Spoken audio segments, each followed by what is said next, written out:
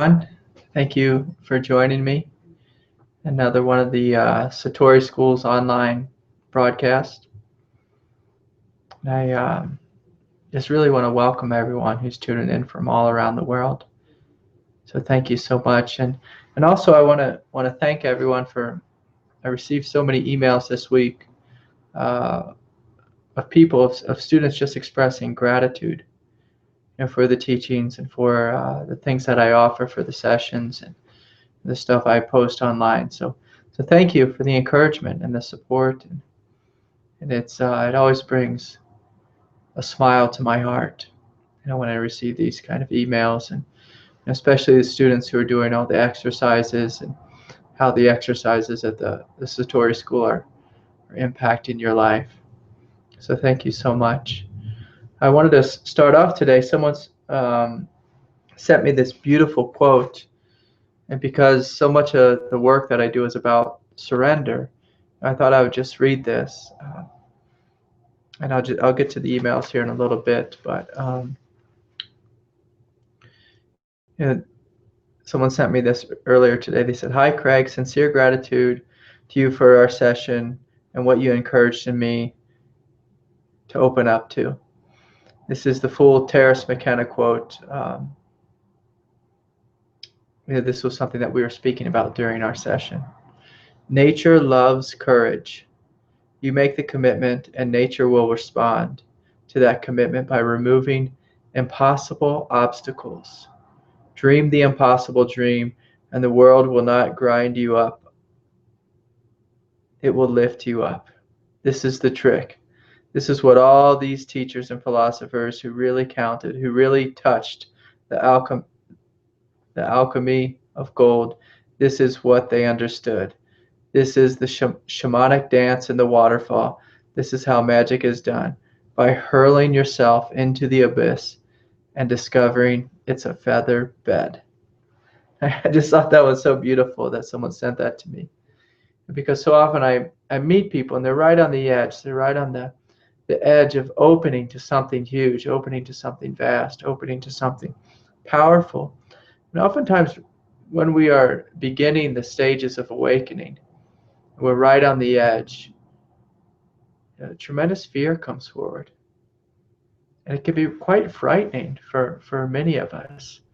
I would say, the majority of us become incredibly frightened, as we're getting ready to let go of our old way of being, our egoic way of being, and letting go into something much greater. And so it's real beautiful what Terence McKenna says.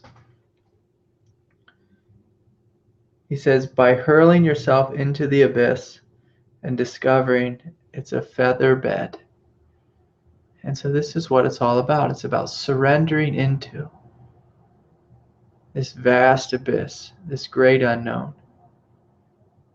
But when you let go fully into it, you realize it's much more wonderful than you could have ever imagined. Yet before you fully surrender, we're often, terrified. We're often gripped with fear. We're gripped with pain. We're gripped with doubt and worry. And so I encourage you, if you are on that edge, to really let go and to see what happens. And what I remind my students and anyone who sees me is we're surrendering, we're letting go into a greater aspect of what we are, a greater truth, a greater openness, a greater vastness. We're not surrendering into terrible pain and insanity or chaos. It seems like that in the moment. But what we're surrendering to, we're actually surrendering all those things. We're surrendering the chaos, we're surrendering the fear, we're surrendering the pain. And as you do so, you let go into the hugeness of what you are, the vastness of what you are. And so it's an incredible thing we're surrendering to.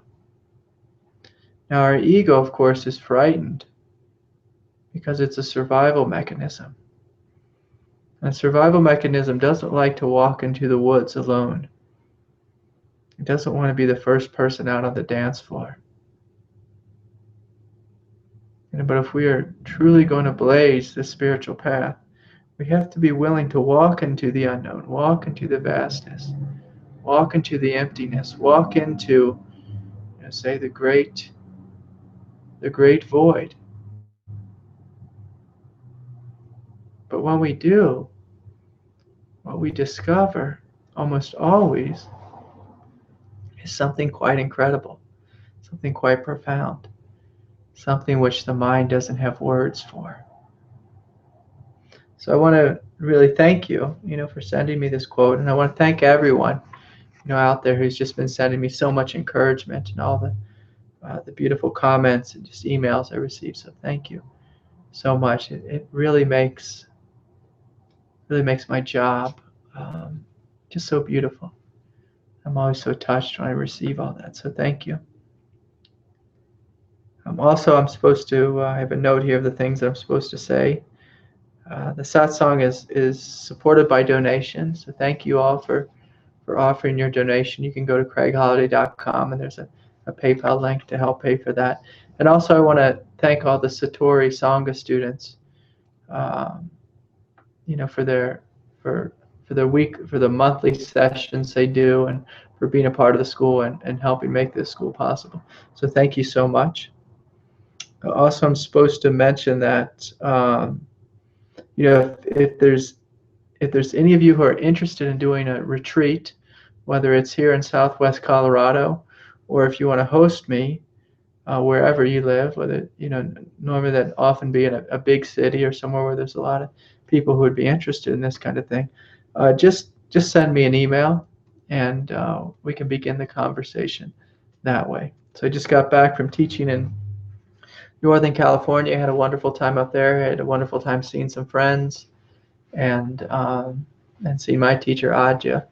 It was quite a beautiful experience. And so I'm back from that, and yeah, I just really want to put it out there that I've been so touched by all the people I've met in my travels, and all the people coming up and telling me thank you, and it just means the world to me to hear those words of support. So thank you so much.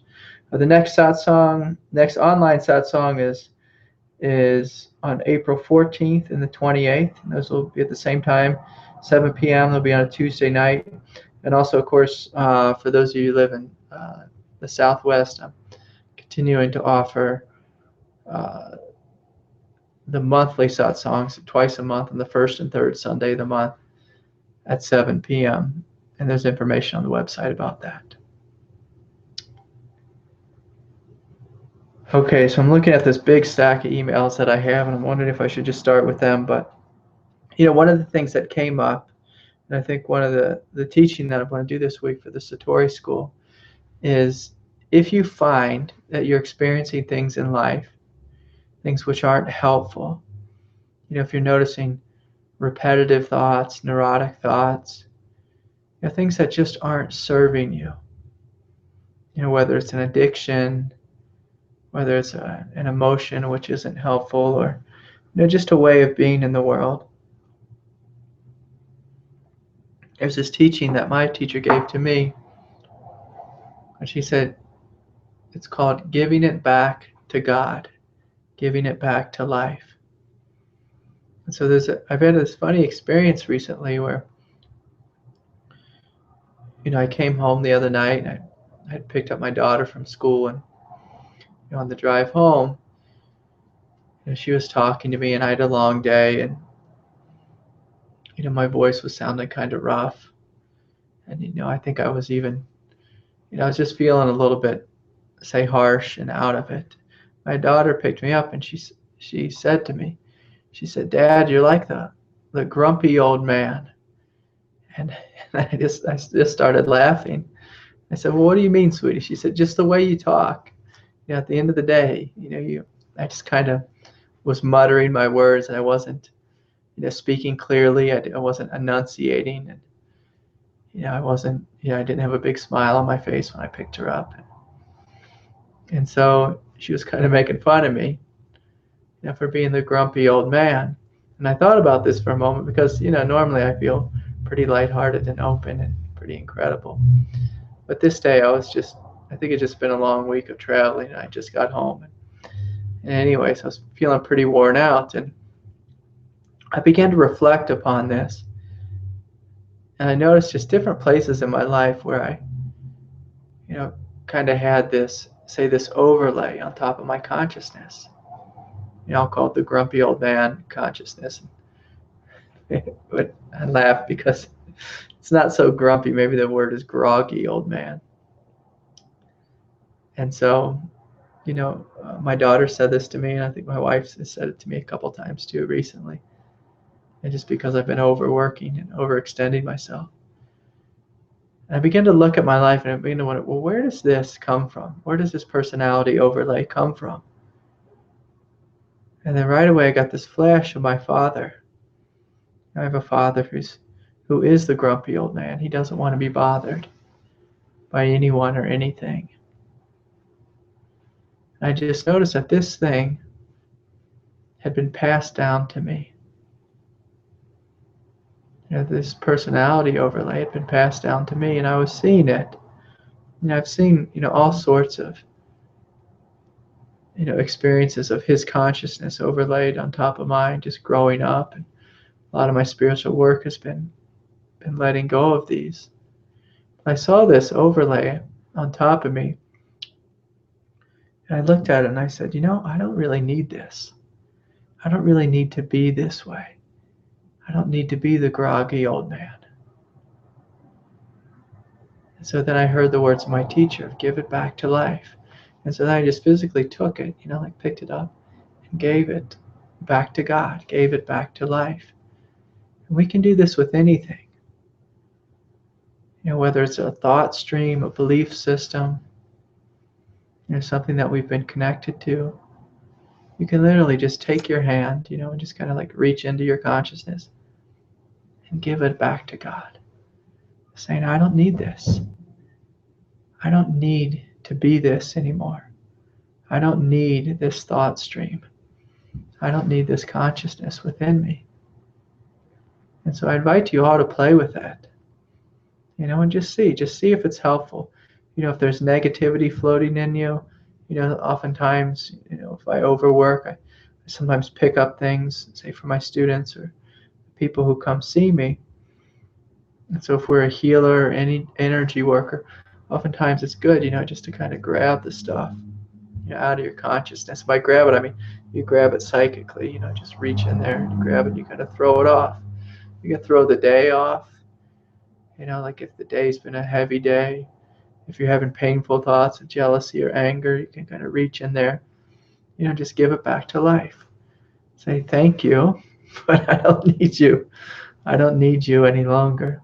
It can be quite a powerful thing, as you see these things, coming into you. Because this world, it's a heavy world, it's a dense world. We pick up so many things.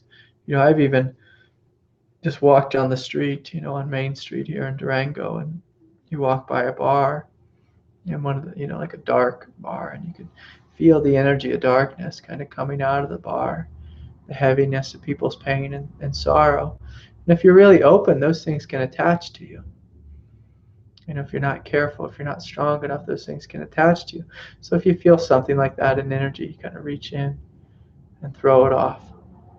And you can also walk into a fast food restaurant and pick up, the consciousness of the fast food restaurant, or walk into a mall and pick up the consciousness of the mall. And so I invite you, just wherever you're at in your day, if you find something that's layered on top of you, just to give it back. If it seems silly to you to reach in and grab it psychically, if that seems too bizarre to you, you don't have to do that, but you can just take a deep breath, and you breathe kind of the energy of whatever that consciousness is, gather it all up, and on your exhale, you let it go. Just letting go of that which doesn't serve me. Any kind of negativity, any kind of thing from the collective consciousness or unconsciousness, and you just let it go. So thank you. Thank you for coming, and now it's time to go. Yeah. And so I encourage you all just to play with that. That's going to be, say, the teaching of the week for the Satori students. And I'm going to get to the questions just because there's so many of them tonight. And I'm going to just answer this first one here. This is from Joe. He just sent this to me a little bit ago. Craig, could you give more thoughts on personal will? Over the past few months, a huge portion of my personal will has dropped away. This has left me disoriented and confused at times. I see clearly what motivated me before was fear and other social conditioning. I can see how I could get stuck here. At least that's the way it feels. I find myself waiting for life to present something to move me, which is new, and that has a ping of concern with me, but then that concern once again is based in fear. I am well aware I don't just want to sit and retreat or run from life,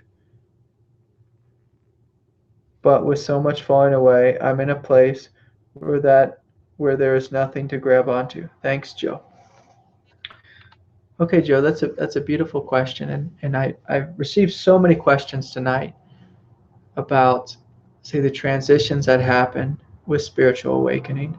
And so maybe I'll just give a little bit of background for people who are, say, new to these teachings. So spiritual awakening, a true awakening happens when we shift in identity, when we give up our egoic identity, when we begin to shift into something greater. And so there's lots of words for what that greater is, but the words don't really do it justice. So spiritual awakening is when normal humans know themselves to be, this person with these memories. Maybe you consider yourself a father, a mother, a parent, a banker, a contractor, a baker, a candlestick maker, whatever it is, an athlete, or I am this person, and this is where I live. And, I had someone call me a couple minutes, before the, before the class tonight, and they asked me if I was a Democrat or a Republican and who I was going to vote for and all these political questions. And I just realized that, I had no relationship with what they were asking me because I had shifted out of that political identity. And once upon a time, I had a political identity. I resonated, very deeply, very intensely with liberal values. And when people would talk to me who are conservatives, there'd be this inner argument going on, and I'd be defending myself and arguing with them. But I wasn't really meeting them, and they weren't really meeting me. We were just talking ideas to each other. We were meeting in the land of ideas. And so at some point, that identity just fell out of me. And so the question is, well, how do you vote? What do you do about issues in the world? So I respond from my heart because that's what's true for me. And the heart that I'm speaking about, it's like a quiet, vast intelligence, a quiet, vast peace.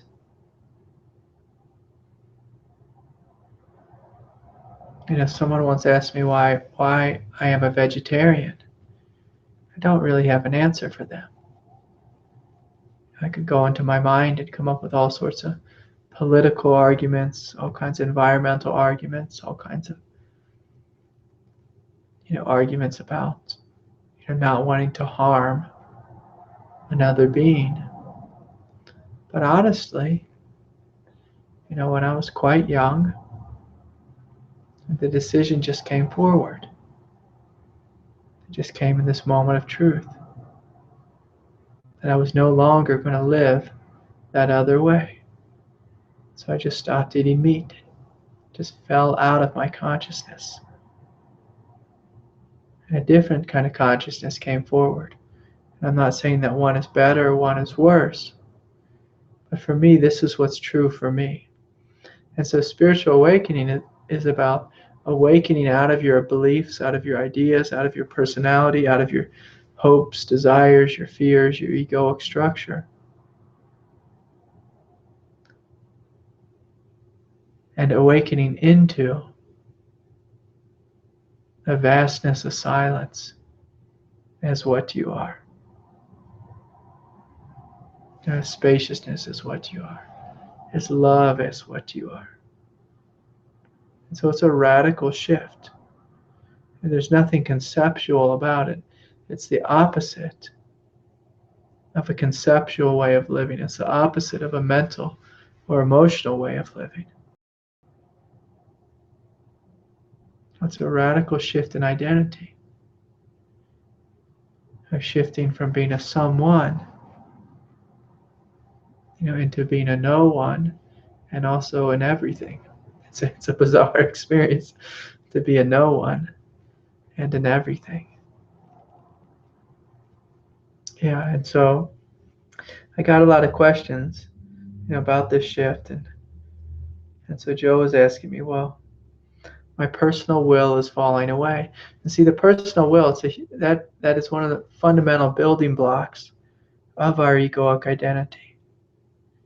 The personal will, it's the thing within you which has a drive, a deep desire to succeed, a deep desire to be right, a desire to convince your friends to vote the way you do, or convince your enemies to vote the way you do.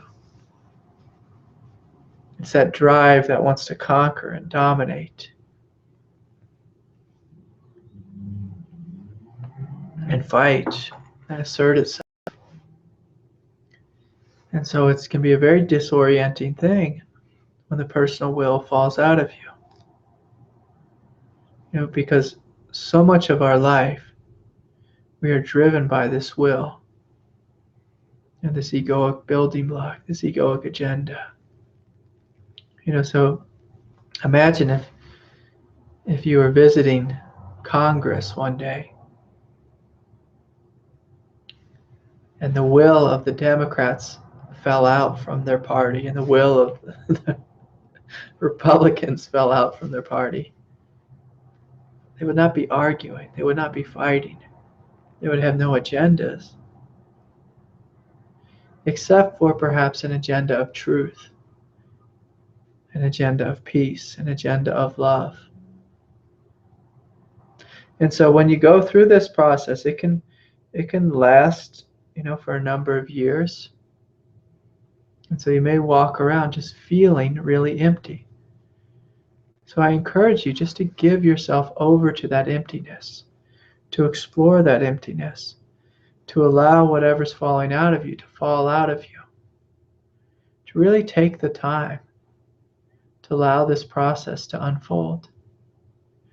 At some point, after it's done its work, after the will's fully fallen out of you, a greater will come forward. The will of your heart, the will of God will awaken within you as you. And maybe it will tell you. It won't really tell you because by that time you become it. But you may hear, say, a quiet voice within you. If you ask, what should I do? It will say art. I'm supposed to do art. I'm supposed to share my art with the world. Or I'm supposed to drive a school bus. Or I'm supposed to take care of my grandmother or grandfather, or my mother, my children.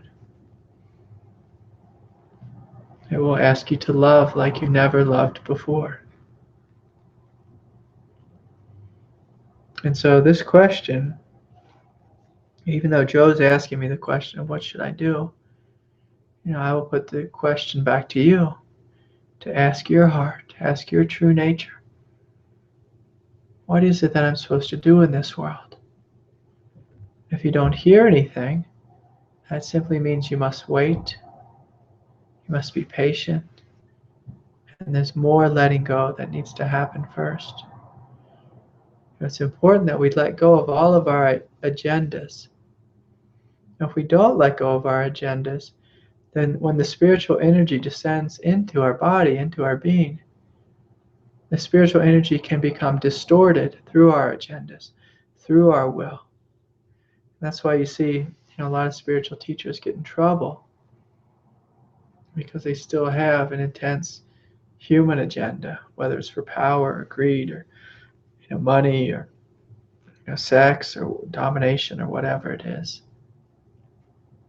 The desire to be right.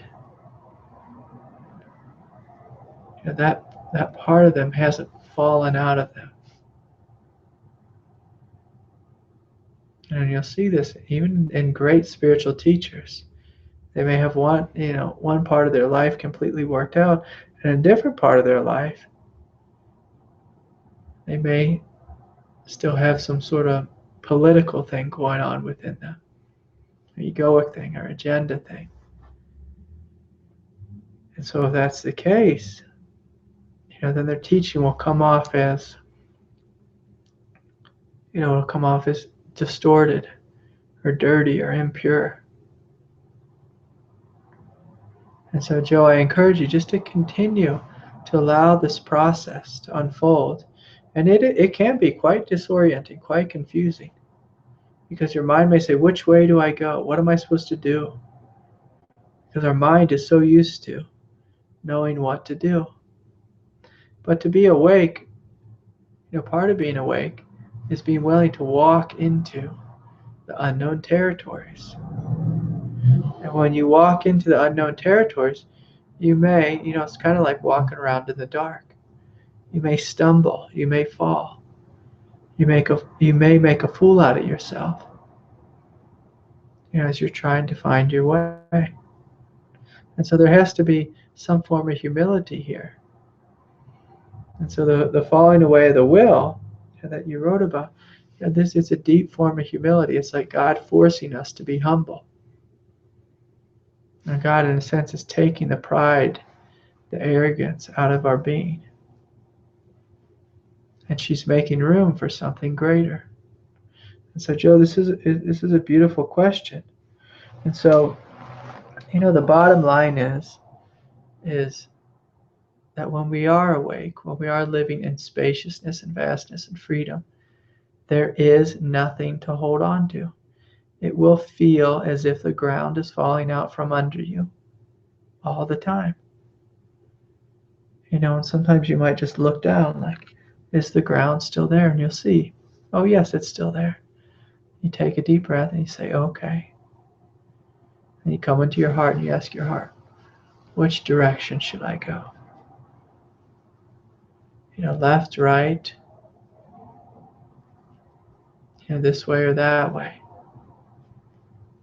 And oftentimes what you'll find is if you're truly sincere, if you're truly open, your heart will give you quite an unexpected answer. It won't be in the realm of left or right.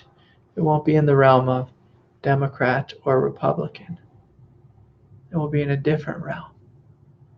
A realm of love, a realm of peace, a realm of strength or empowerment. Sometimes our heart invites us to go to the places which scare us. And so it's a beautiful question. So just ask your heart. If you're confused about that, your heart is the still, silent voice that arises out of the center of your being. It doesn't come with an argument. It doesn't come with a fight. It doesn't come with emotions. It's just a still, quiet voice. And oftentimes it comes with a great power. Okay, so you play with that.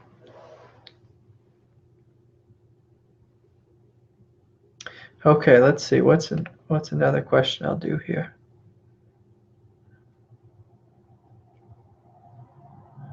So I just received so many questions about Kundalini this week.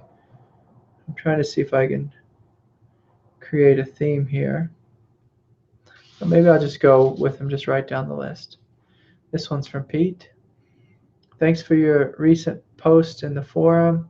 In response to Kay's question, it mirrors my own concern. Specifically, you wrote, you meaning me, in order to heal your humanity or be engaged in this world, we need to step into and live from that dynamic, loving quality of our divinity, which is our own heart presence. So if there is pain within you, then meet this pain from the goodness and love of your heart. Practically speaking, bring your vast, spacious awareness into the heart and allow the goodness of your heart to meet whatever aspect of your humanity needs to be embraced. Okay? That sounds pretty good. I guess I wrote that. Would you elaborate more on this movement of awareness? I'm a little hazy on the distinction between witnessing of painful thoughts and feelings, which is perhaps a form of spiritual bypass, and meeting this pain with the goodness and love of the expanded heart space. Okay, sure. So this is a great question. I get this one all the time. So oftentimes people in the spiritual path, they like to just witness things.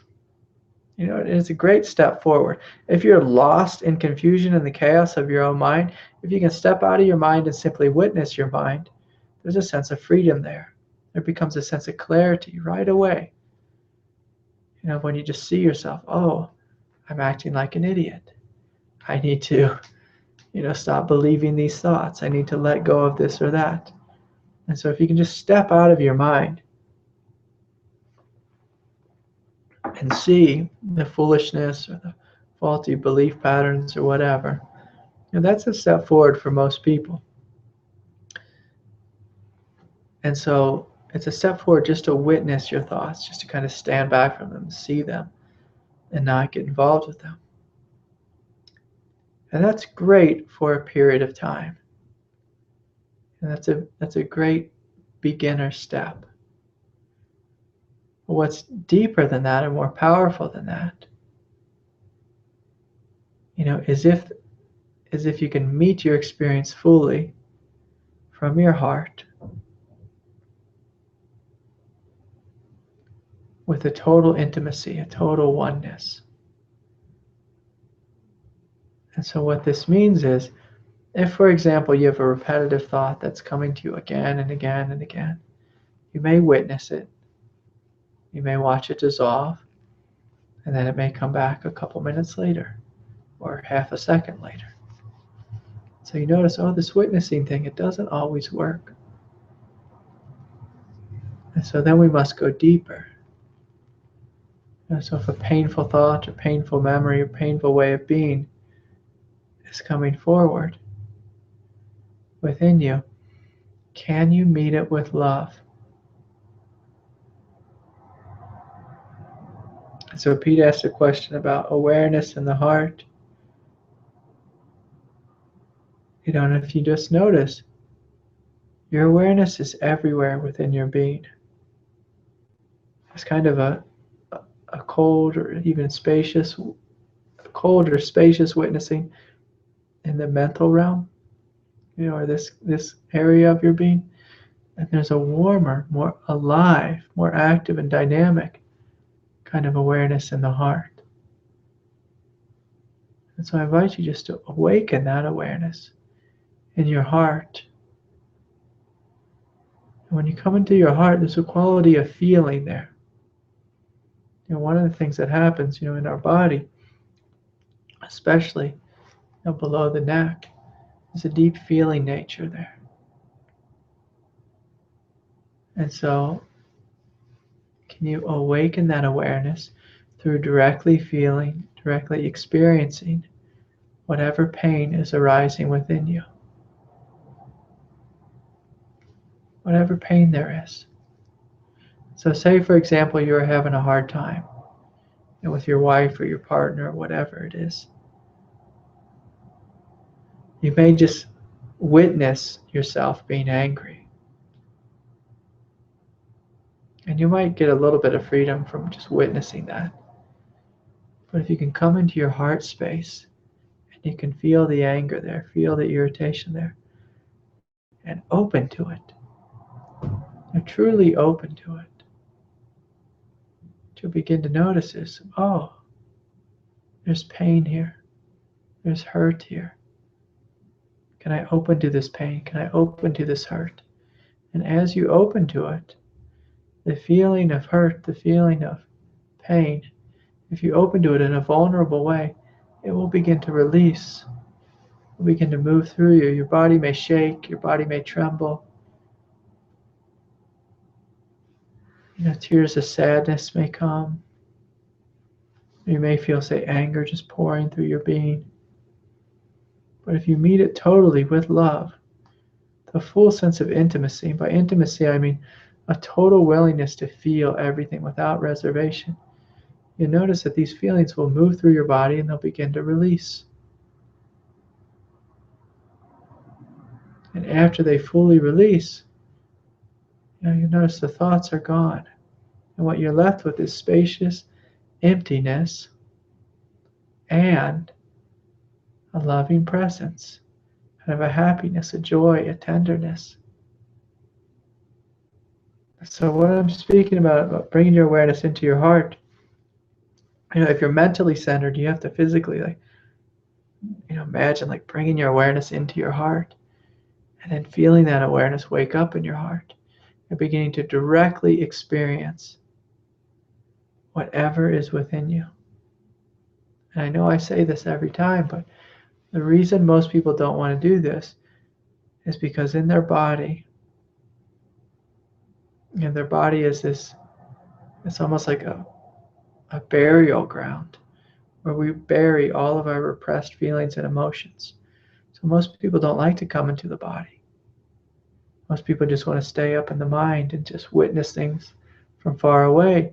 But if you want to be free, there has to be a courage to experience everything within you without reservation, to accept everything, to fully acknowledge everything within you. And so it takes a great willingness, a great courage to experience what's there. But as you begin to experience these things, they begin to release, they begin to let go. And as they do, through this work of being willing to meet everything, your mind begins to shift, it begins to morph. And you no longer have how should I say it?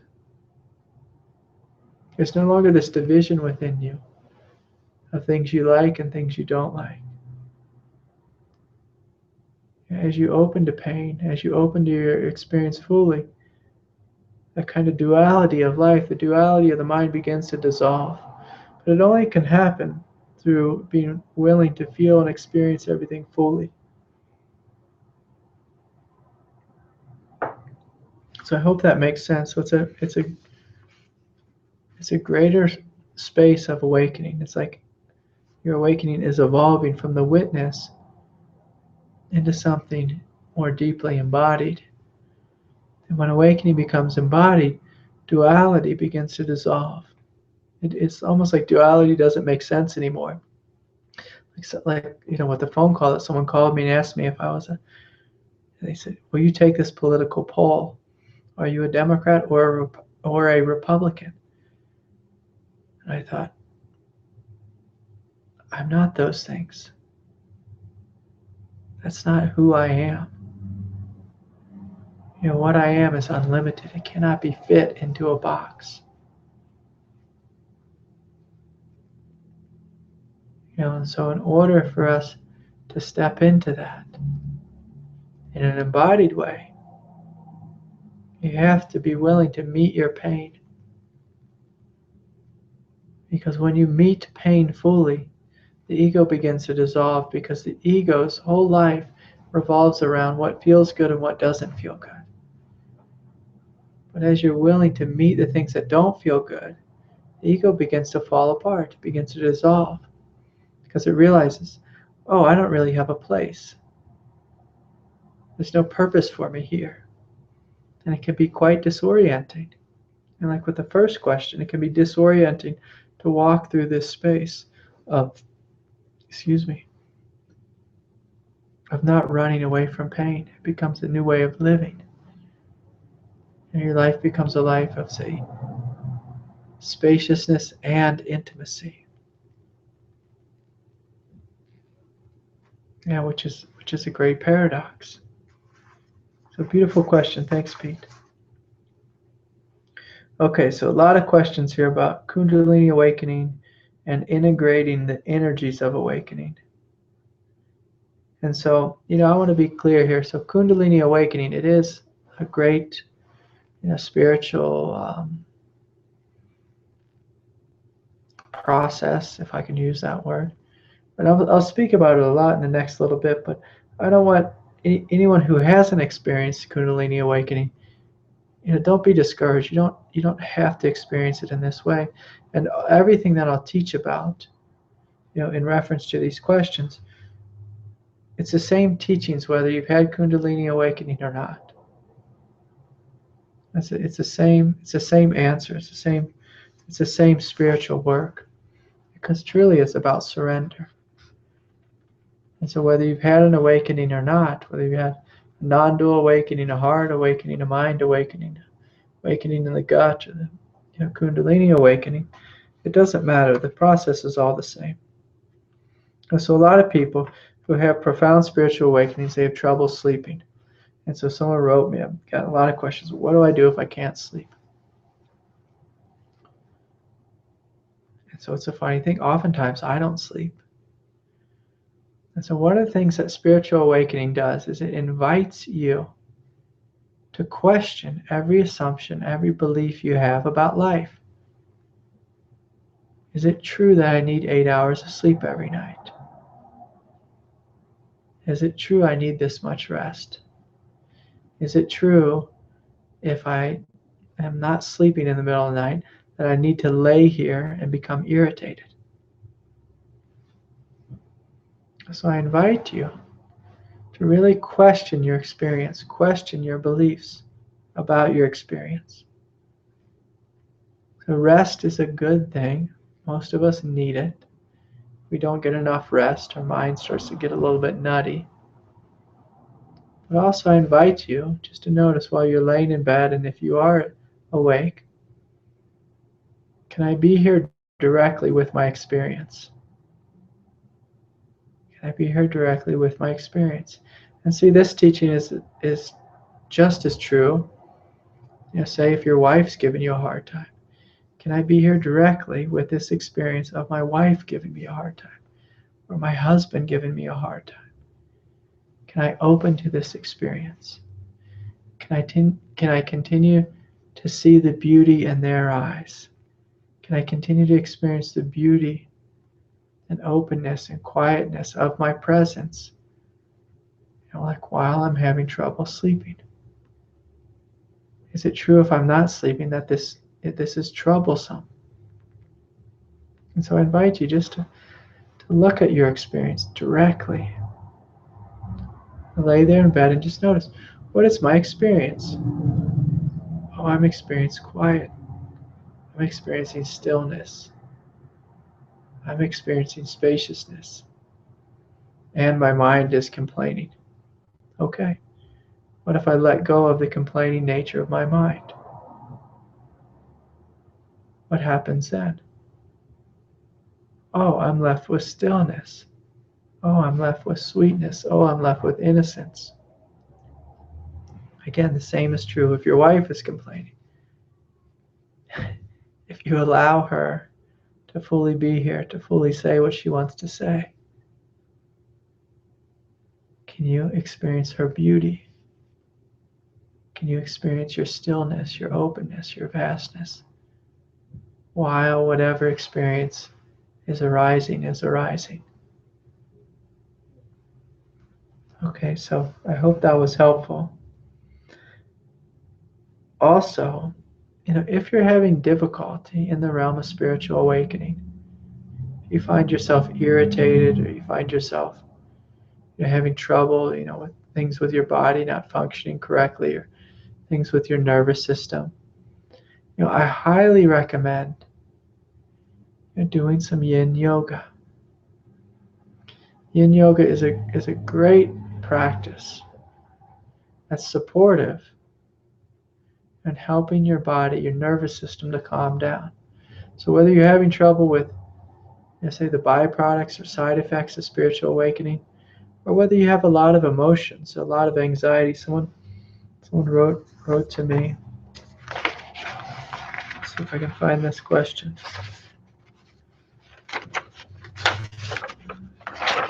Someone emailed me here and they said, I'm sorry to keep bothering you.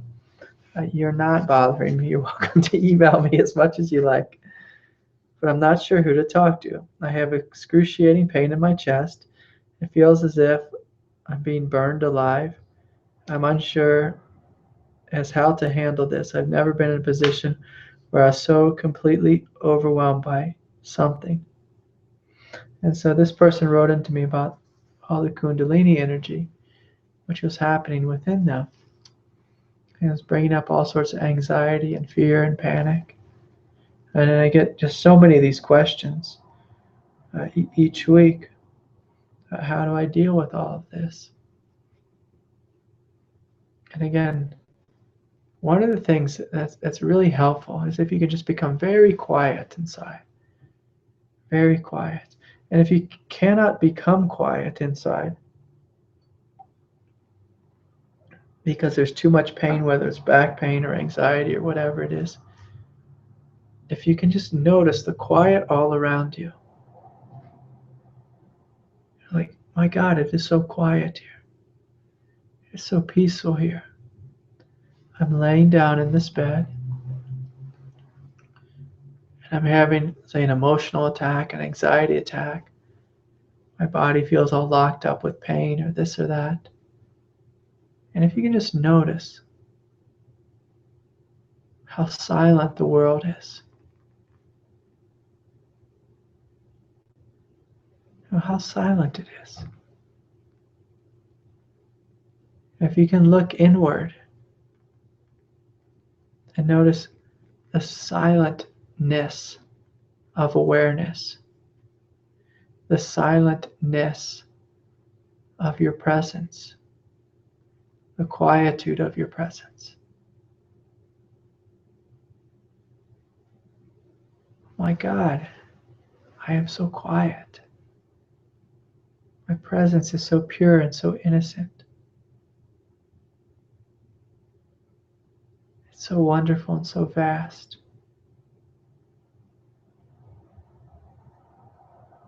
If you can notice that and give yourself over to that quietness,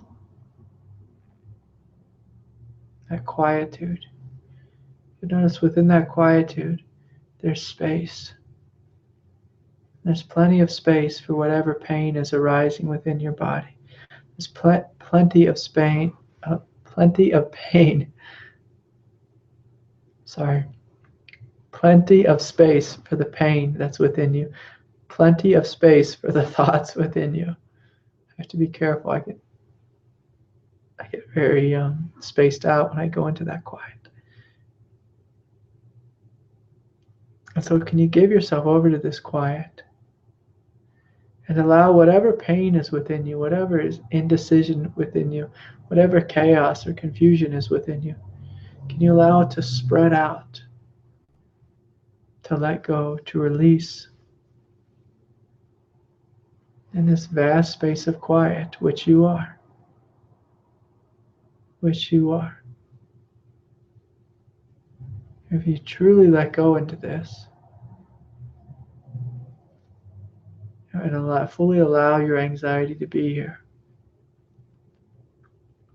fully accept and acknowledge your anxiety, what you'll notice is that this peace comes forward and embraces the anxiety. It meets it with a huge sense of love, a huge sense of peace, and a deep sense of surrender.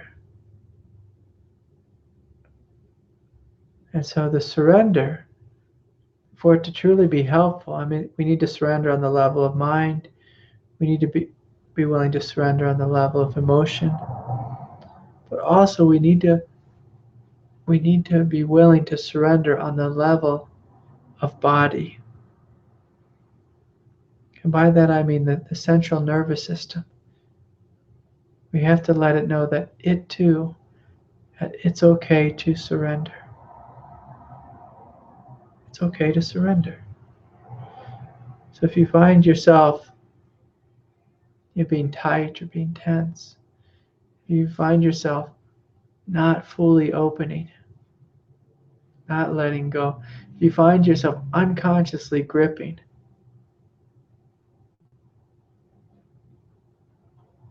Can you talk to your body? Can you allow this peace to penetrate your body? And allow this peace to invite your body to surrender. And maybe just gently talk to yourself. Just gently tell your body, your nervous system, it's okay. It's okay to let your guard down. It's okay to let the walls down. It's okay to surrender. It's okay to let go. Sometimes we just unconsciously hold so much within us. We hold so much pain and sadness within us, so much confusion or whatever it is. And sometimes we just need to gently remind ourselves, it's okay. It's okay that you're here. I understand why you're here. I understand your pain. I understand your confusion. I understand your heartache.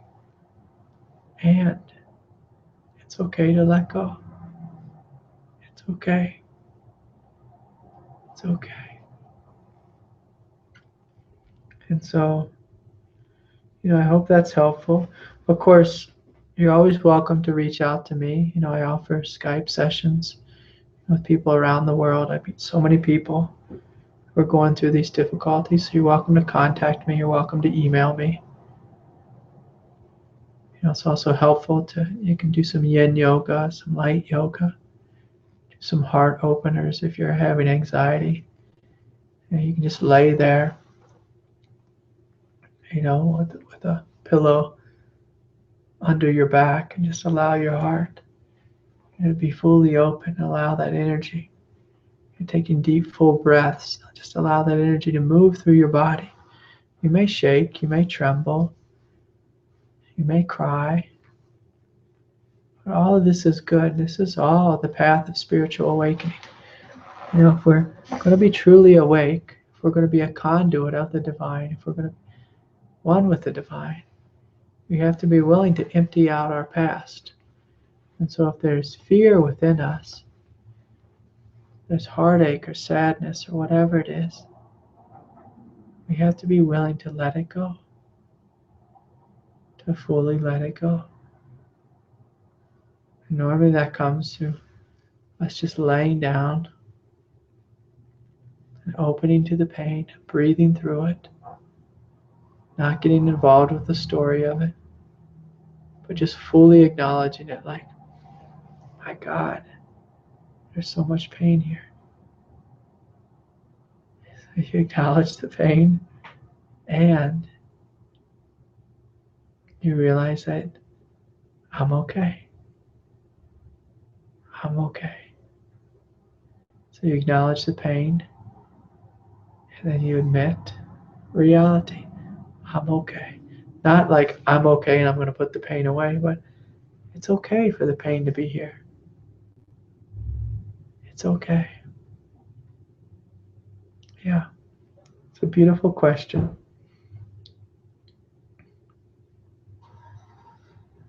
And so, let's see, I know there's another question similar to that. Let's see if I can find it here.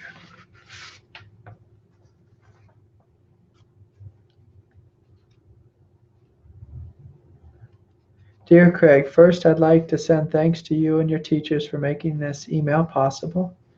You're absolutely welcome. There seems to be a lot of Kundalini energy moving through this body from time to time. I try to keep grounded and regard my body as a teeny sheep connected to the earth, which seems to help. I'm glad that's helpful. I don't know if I fully understand that, but it's whatever works. There's a little interest in eating and sleeping, but I still feel rested. Yeah, just sleep, as much as you need. And of course, it is helpful to eat. When I was going through, really powerful awakenings, I didn't want to really eat much either.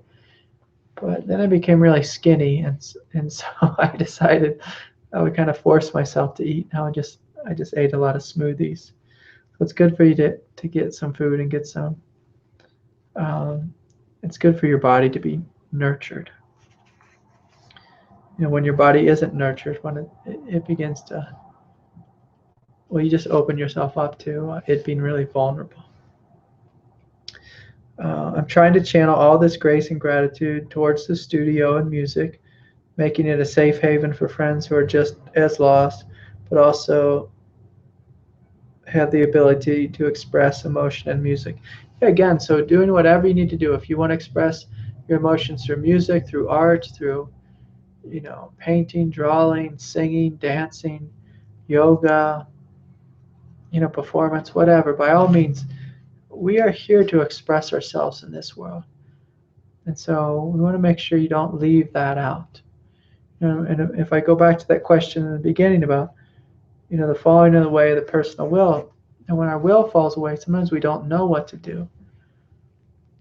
But if you just really listen to your heart will come forward and tell you what the next step is.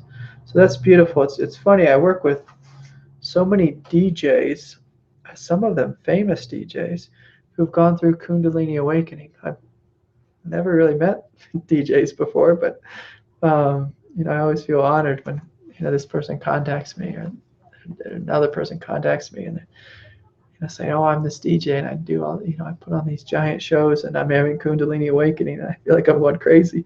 Um, I don't know what it is, maybe around the music, but it's a funny thing for me. But anyways, I'm wondering if you have any suggestions as to what could be some suitable activities for me at these moments, when we're having so much Kundalini. Yeah, so, a lot of things I've spoken about. Yin yoga, Hatha yoga, heart openers, anything to calm your body down and to help the release. You could also try long walks in the park. And again, this isn't just for Kundalini awakening. It's for anyone going through anything intense. And that's one of the markers of Kundalini awakening is the intensity of feeling, the intensity of emotion, the intensity of surrender, which is required. But we experience these same things when we're going through divorce, when a friend of ours dies, when difficulty comes our way. And so, yeah, can you do some yoga? Can you spend some time in meditation? Can you spend time in silence? Or can you open to your beauty? Can you open to your goodness? Can you open to your wonder? Sometimes we forget this in life. We forget that what we are these amazing divine beings. And so much of our life we focus on pain, trying to get rid of pain. But if you really turn awareness upon itself, if you really take the time to notice what you are, you'll notice a hugeness, a radiance, a vastness, an incredible presence, an incredible nothingness. And so I invite you just to take the time to deeply let go into these things. So if the energy gets to be too much, too heavy, too intense, can you let go into that energy? Can you become the energy and realize that it's not separate from you? Can you let go into the hugeness of that which you resist? A funny thing happened when I was going through divorce. It's such a painful experience for me. But as I let go into the divorce, as crazy as that sounds, I was met with such joy, such wonder, such freedom, such happiness. How can you let go into the very thing you fear?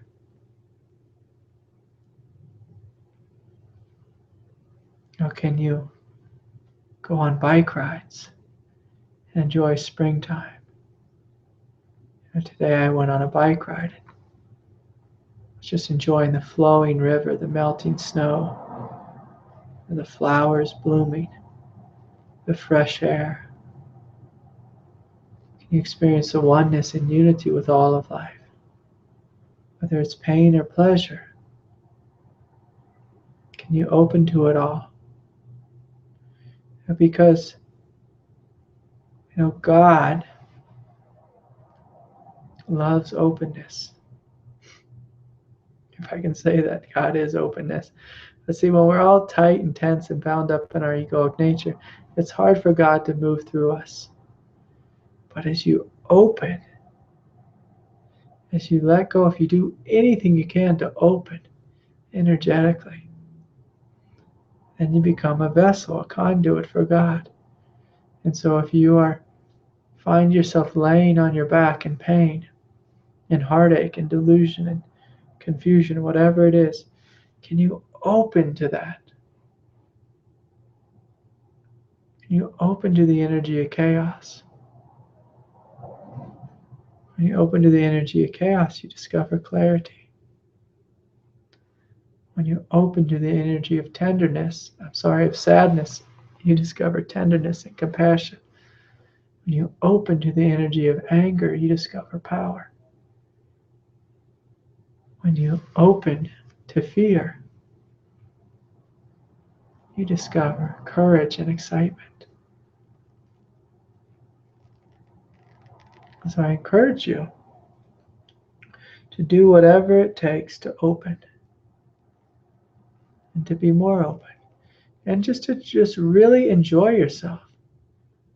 Really enjoy yourself. As crazy as that sounds, if you're experiencing heartache or pain or whatever, you can just like really, I'm going to say something crazy here, enjoy the heartache. Like feel the heartache, become intimate with the heartache. Feel the sadness, feel the hurt, feel the rage. Feel it fully with an unbiased mind, a non-judgmental mind. Or to feel it fully without any mind at all. Just experience the wonder of the feeling of the emotion.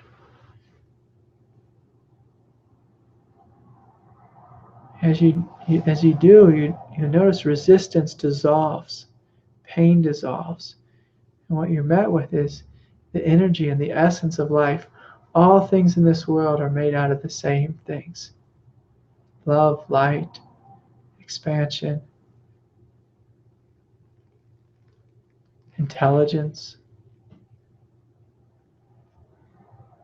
All pain is made out of love and Shakti and joy, bliss. It's crazy to say that, but it's true. It's true if you really feel it, if you really meet it on the level of essence, that's what you'll find.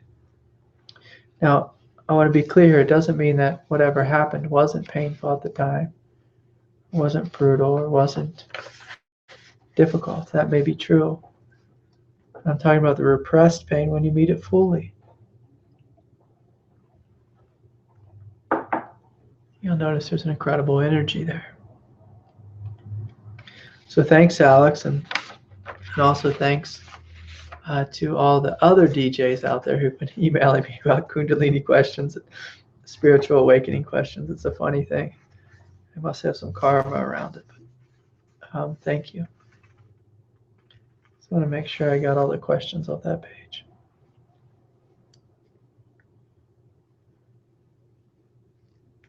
Okay, here's a great one. I paraphrase this because I got so many long emails. But anyways, how do I work with fear? Well, fear is excitement in disguise. Fear is excitement in disguise. So if you work with fear the same way, I've been speaking about, you open to fear. You're open to it. Open fully to it. Now, in the most practical sense, if you look at the fear and say, well, what is it that I'm fearing? Is there some truth here? But don't let your mind, bullshit you about what the truth is. Because your mind will always convince you, oh yeah, what it's thinking is true. For so long I was plagued with financial hardship, especially while I was going through my awakening, just because I lost my life savings, lost my house, lost my business, had to sell off all my belongings just to live. There's this tremendous fear there that I was going to end up on the street. But you see, there was no truth to it. My mind was excuse my language, but it was bullshitting me. I was always taken care of. one way or another, even if I couldn't see it. Whether it was the earth that was taking care of me, the ground that was taking care of me, friends or family taking care of me. We are tremendously supported here in this world. Yet we have these animal minds which are completely afraid of life. But there was nothing to fear. Wildlife was stripping me down and taking everything away. To the ego, yes, there was something to fear. But in truth, when I just opened to my experience, it was quite wonderful. Incredibly wonderful, incredibly profound. I wouldn't trade it for anything in the world. And so the fear began to dissolve, and I was just left with just this innocent presence. Sometimes the money's there, sometimes it's not. But even when it's not, you notice, oh, I am okay. I'm completely okay. Like totally okay. I'm vibrantly alive. How incredible is that? How amazing is that? And so can you focus on the goodness of what you are? I don't mean this just like think positive, but can you focus your attention on the amazing thing that you are, on the amazing beauty that you are, on the amazing fact that you can see out of your eyes, or that you can hear my voice, or that plants grow, that you grow, the world is growing, the world is evolving, that the energy of God is flowing through your body, in you, as you. So if fear arises, can you meet the fear with love? Can you practically see if, is there any true danger here? If there's real danger, by all means, do what you need to do. But for the 99.9% of the time when no danger is present, can you allow that fear to open you to a greater level of excitement, a greater level of wow, like this life is so amazing. Can you allow that fear to wake you up into the wow of life?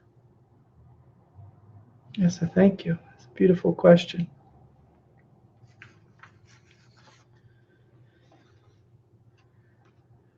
Okay, I think this might be the last question I'll do. I've just got so many.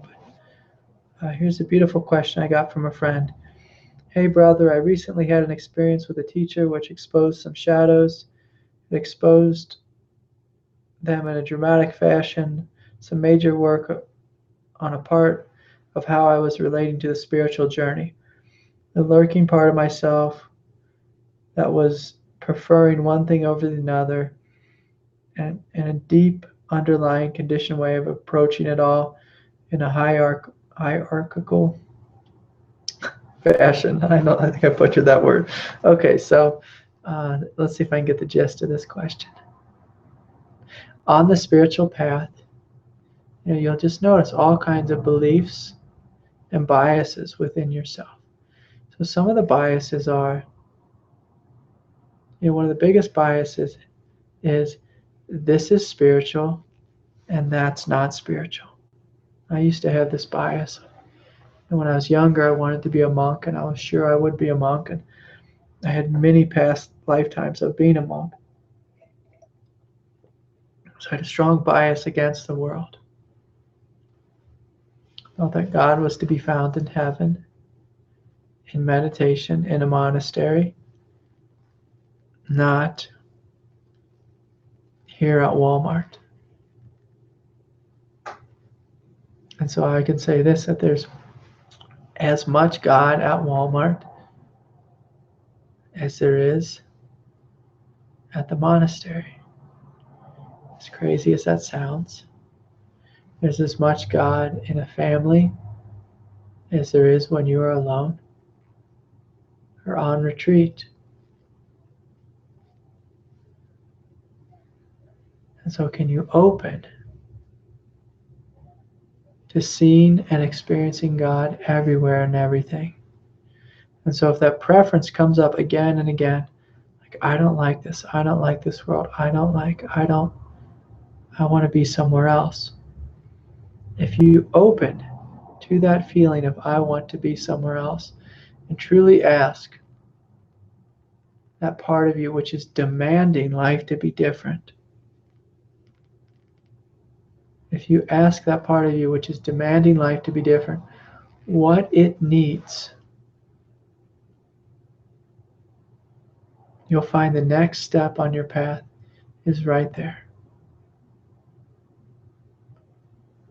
What is it that I need right now?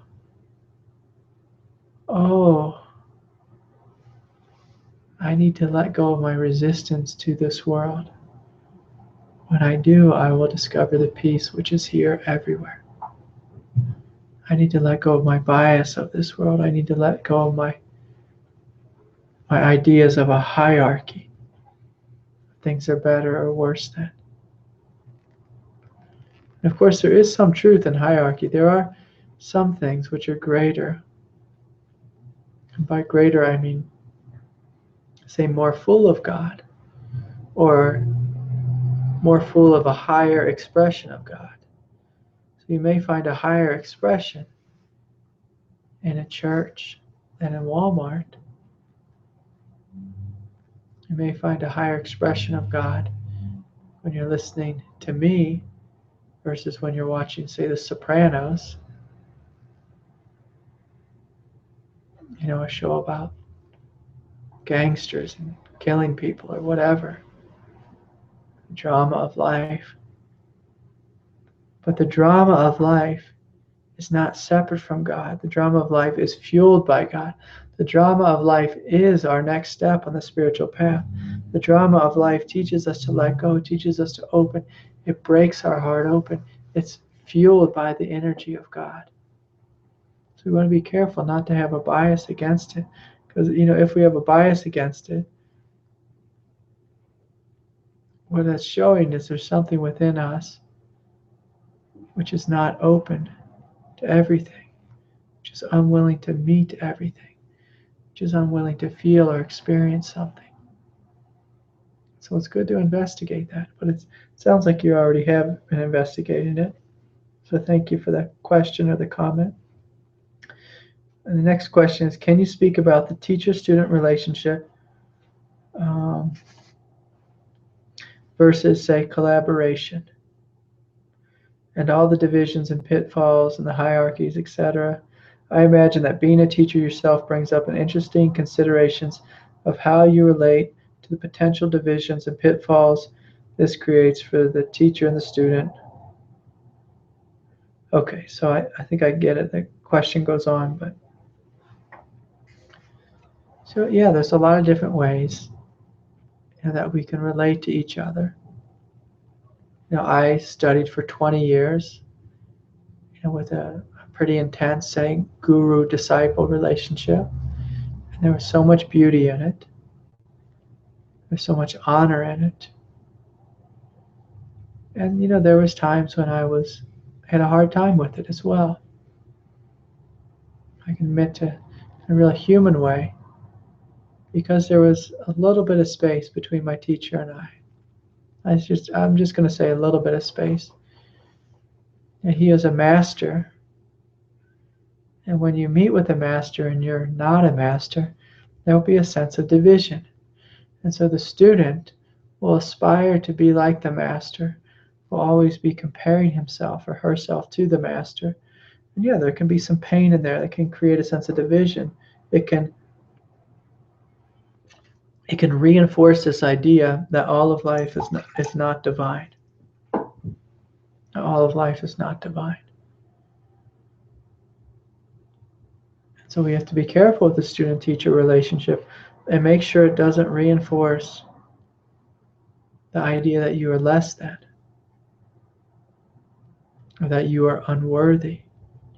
That's one of the ways that it played out within me, is I just had this feeling of like I was unworthy to be in my teacher's presence. And yet I absolutely wanted to be in his presence all the time, and I spent a great deal of my life in his presence. But my teacher, he was a very, I should say this, mature teacher, very clear teacher, clean teacher. So he had integrity in his relationships with us. And he met us with total love. And so, my 20 years of being with him, I can't really think of a time when he didn't meet me with love. He did let my ego down numerous times, but no one will ever make your ego happy all the time. But in my heart, I can't think of anything bad or wrong that he did. But now, other teachers I see them get into all kinds of trouble. Because of the hierarchy, they begin to abuse the power. They begin to think of themselves as important. They begin to see themselves as separate. And a lot of teachers teach in this way. They say, I am over here and you are over there. And if you want to, whatever, follow these teachings, you have to join me. And I'm going to put up this wall, this front, that I am perfect somehow.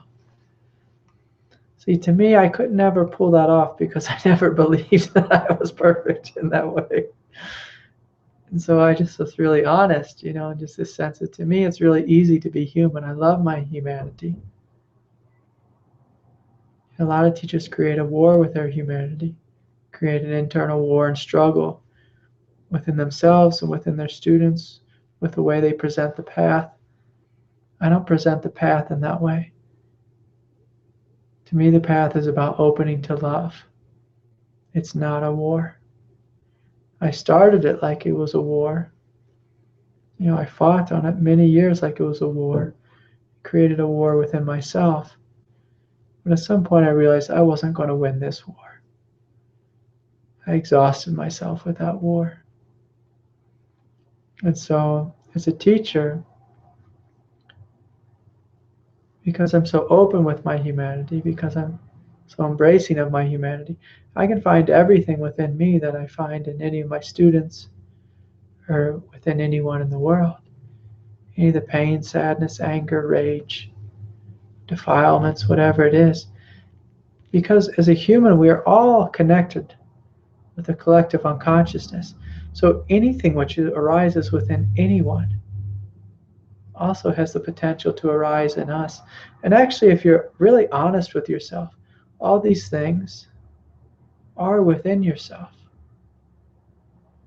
They're in your cells, they're in your DNA, they're in your humanity, and they're in the species. We all have killing, war, murder, rape within us. But if you're going to be a bright light in this world, you have to be willing to shine that light in the darkness. You have to be willing to meet that darkness. You have to be willing to be honest about the darkness. And so it's very easy for me to be honest about it because I just see it so clearly. It'd be hard for me to lie and say it's not there. It's in everyone. It's in everything. But so is all the immense beauty and goodness and joy of life. And so, it's a funny thing. Say being a spiritual teacher. I'm not exactly sure I'm answering the question, but let me see if I can feel into it more. So hierarchy can be helpful because if a student doesn't see you as having something incredible, then they won't take the teaching seriously. That's one of the troubles that I have is because I meet so many people in such a down-to-earth way and I meet them where they're at. Sometimes people just see me in a nonchalant way and they miss the hugeness of what I'm trying to awaken in them or what I'm trying to open them to. So one of the things that's nice about a hierarchy is if your teacher wears robes and they have the beads and the costume and the whole get up, you can look at them. If they have the starry guru eyes. If you look at them, you say, oh wow, there's something there. And I will bow and honor, respect to that. If they just see you as an everyday human, they may miss what you're trying to convey. So that's the shadow side of, say, the way that I teach. And one of the shadows of the pitfalls is, sometimes I become too friendly with my students. I meet them too much on the human level, and they miss the hugeness of what's really here. Or if I'm too nonchalant, I'm not too serious about my teachings. Sometimes I come off as a joker. One of the things I'm really good at is messing around. And so that can be the trouble. Another trouble I see is this in a lot of Buddhist communities. No one will own their divinity. Everyone just rests in their humanity. And they don't own their divinity. They won't speak about their divinity. They don't honor their divinity. When you don't honor your divinity, when you just honor your humanity all the time, when you just honor the practices you're doing, I'm doing the Tonglen practice, I'm doing the whatever, Maitri practice. If you only honor the practice but don't honor the one doing the practice, you miss the hugeness of what you are. That's the shadow of, say, being too human. You're not giving yourself permission to be the hugeness of what you are. Of course, the flip side is if you get too lost in the hugeness of what you are, and you're not grounded in a humble way in your humanity, you may begin to have a Messiah complex. I am God. I am the perfected being. I am fully complete. I am totally perfect. I am at the highest level of enlightenment.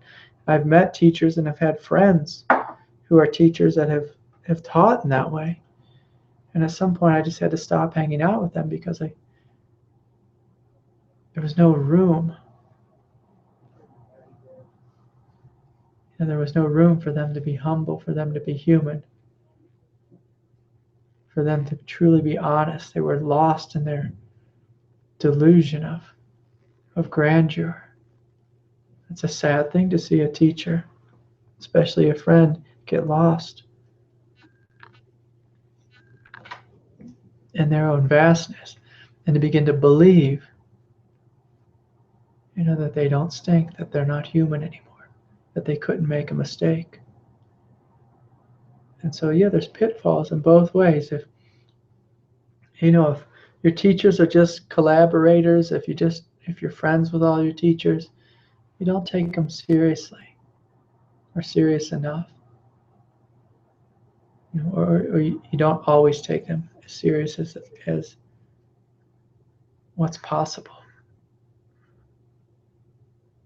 We become too nonchalant, we joke around, we mess around. We're not serious about the path. And of course, the other thing is if you're lost in the guru-disciple relationship, there can be a lot of danger if the guru isn't, how should I say, perfected. Or I'll say it even differently. If the guru isn't deeply mature, if they're not also working on their humanity. There's no one on earth who couldn't benefit from continually working on their humanity.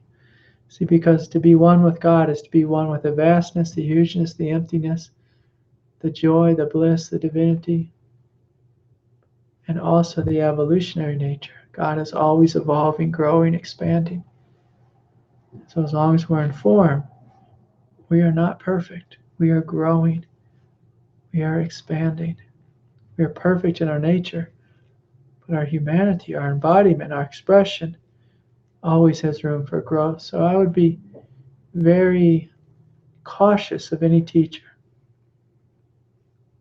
who says they're perfect, who claims perfection in their humanity.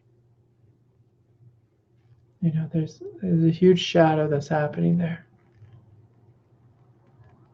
There's a huge shadow there. So I hope that was helpful. It's a beautiful question. And in the end of the day, I think I like both. I like both. I have a deep respect for the great spiritual masters. And also, it's nice to have friends and teachers I can meet with, or friends, or even just like I was speaking about earlier, my daughter can just remind me, hey, Dad, you're being a jackass. Oh, yeah, I am. Thank you.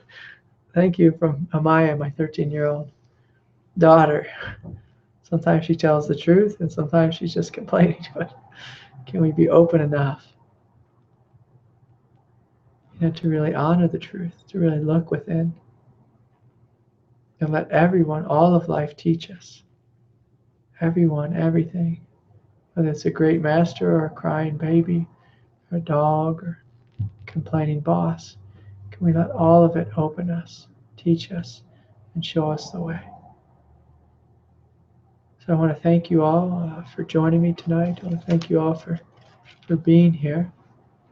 Again, I feel deeply honored, deeply appreciate the donations and all the support, and whether it's kind words or financial support for the teachings and all the support from the students in the program. Thank you so much. I'm trying to think when the next satsang is. Like I said in the beginning, but let's see if I can find it here in a stack of papers. April 14th and 28th, 7 p.m. So you're welcome to join us then. I encourage you just to take a few moments and just to sit, with the peace, with the bliss, and with this transmission of grace, which is here. And if you're going to sleep, and just allow this grace to continue to work through you, throughout your night, throughout your evening, throughout your morning, whatever time of day it is where you are. Let it have its way with you. See if you can open to it more and more. See if it can teach you and actually transform your consciousness. So I will leave you with that. In the meantime, take good care, and thank you so much for joining me this evening. So much love to you.